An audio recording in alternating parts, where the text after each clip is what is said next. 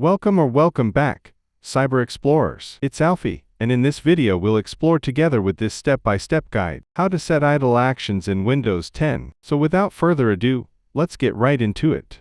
Press Windows key +I on your keyboard, or right-click on the Start button and select Settings. In the Settings window, click on System. Click on Power and Sleep in the sidebar, and choose what happens when your device is idle for a specific time. Under Screen, set the desired time for turn off after. Under Sleep, set the desired time for PC goes to sleep after. This helps conserve power and protects your privacy when you're away from your device.